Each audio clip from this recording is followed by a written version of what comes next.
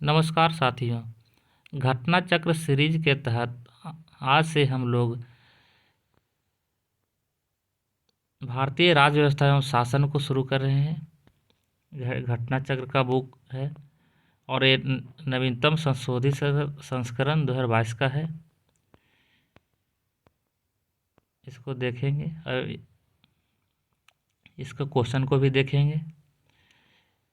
यदि इस बुक को आप पढ़ लेते हैं तो आप समझिए कि आप किसी भी एग्ज़ाम में यदि बैठेंगे तो आप बेहतर स्कोर पाएंगे और अपनी सफलता को प्राप्त करेंगे। साथियों, आपसे रिक्वेस्ट है कि ये घटना चक्र का बुक जो है आप भी खुद खरीद लीजिए और जब वीडियो देखिएगा तो सामने बुक रख के लाइन बाय लाइन मिलाते जाइएगा, जिससे आपको ज़्यादा फायदा मिलेगा। आज हम लोग पहले चैप्टर देखेंगे, भारत का संवैधानिक विकास। उसके तहत ब्रिटिश कंपनी के शासन हेतु पारित अधिनियम, ये चैप्टर को देखेंगे। इसका दूसरा भाग जो है अगले वीडियो में आएगा। आइए हम लोग देखते हैं।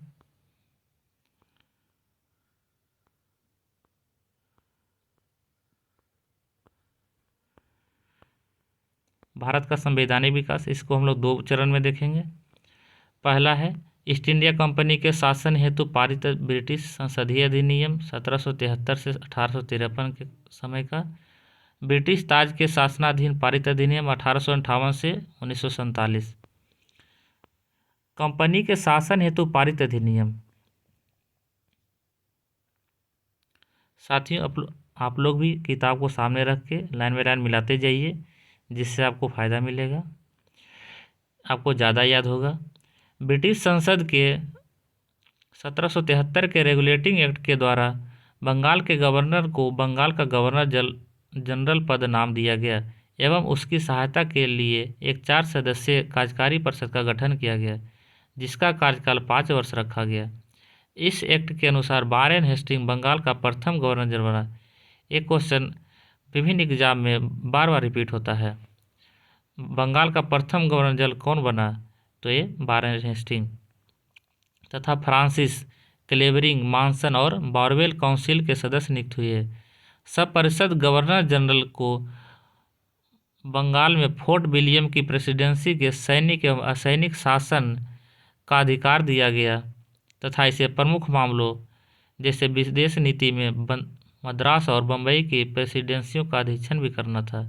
इसी एक्ट के तहत कलकत्ता में 1774 ईस्वी में एक उच्चतम न्यायालय की स्थापना की गई, जिसमें से एक मुख्य न्यायाधीश और 3 अन्य न्यायाधीश थे।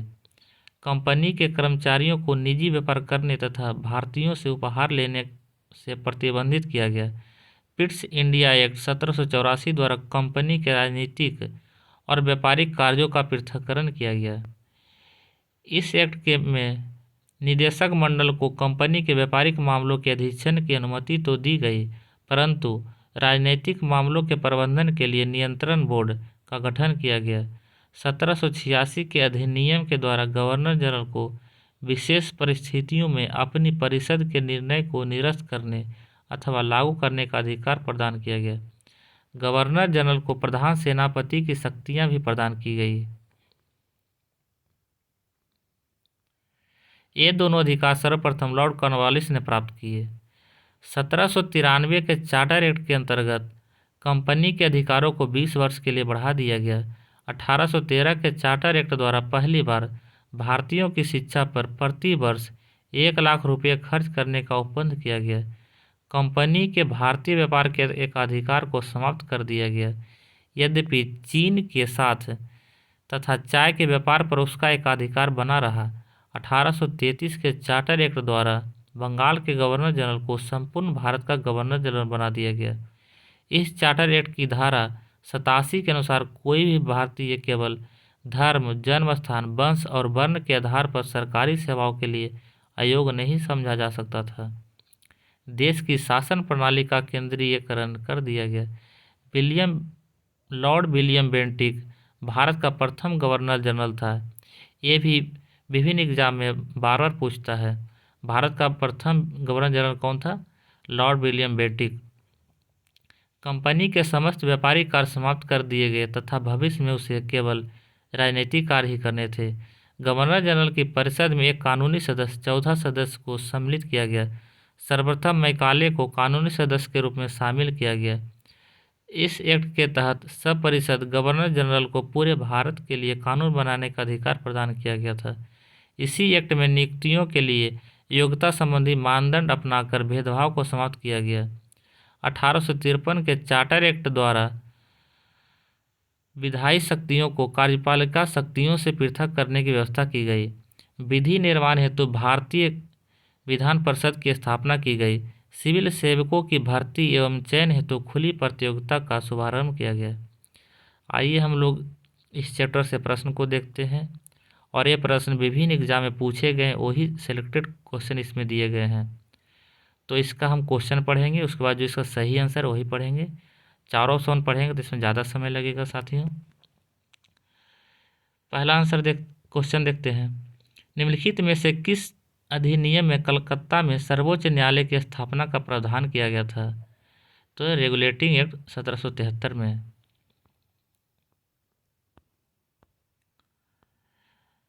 क्वेश्चन नंबर दूसरा देखते हैं। सर्वोच्च न्यायालय की स्थापना के समय निम्नलिखित में से कौन सा कथन सत्य है?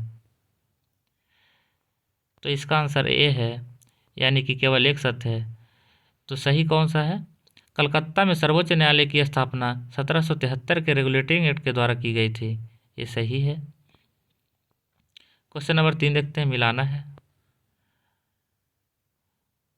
देखिए,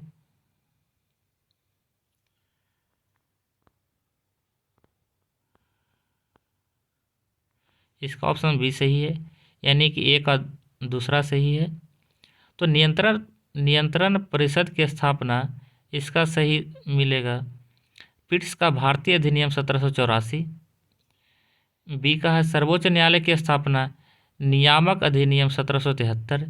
इंग्लिश मिशनरियों को भारत में कार्य करने की अनुमति चार्टर अधिनियम 1813 के द्वारा दिया गया था। गवर्नर जनरल की परिषद में कानूनी सदस्य की नियुक्ति चार्टर अधिनियम 1833 के द्वारा किया गया।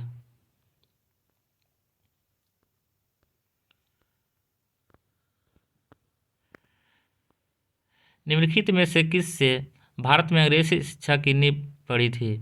तो इसका तीनों आंसर सही है। 1813 का charter act, general committee of public instruction 1823, प्राच्यविद एवं आंग्लविद विवाद, ये तीनों के द्वारा भारत में अंग्रेजी शिक्षा की नींव पड़ी थी। किस अधिनियम के द्वारा ब्रिटिश संसद ने चाय और चीन के साथ व्यापार को छोड़कर ईस्ट इंडिया कंपनी के भारत के साथ व्यापारिक अधिकार को समाप्त कर दिया गया था? तो ये 1813 का चार्टर अधिनियम के अंतर्गत।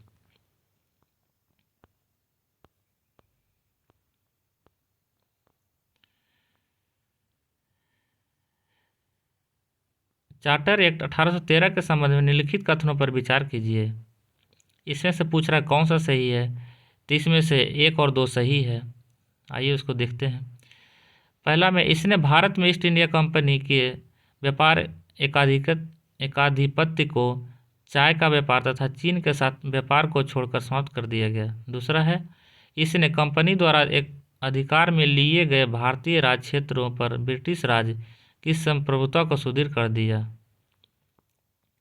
क्वेश्चन नंबर 7 देखते हैं। किस अधिनियम में भारतवासियों को अपने देश के प्रशासन में कुछ हिस्सा लेना संभव बनाया? तो है चार्टर एक्ट 1833। साथियों, वीडियो अच्छा लगा हो तो इसे लाइक कीजिए, दोस्तों के साथ शेयर कीजिए। यदि चैनल पर नए आए हैं तो इसे सब्सक्राइब कीजिए और घंटी का बटन दबाना ना भूलिए।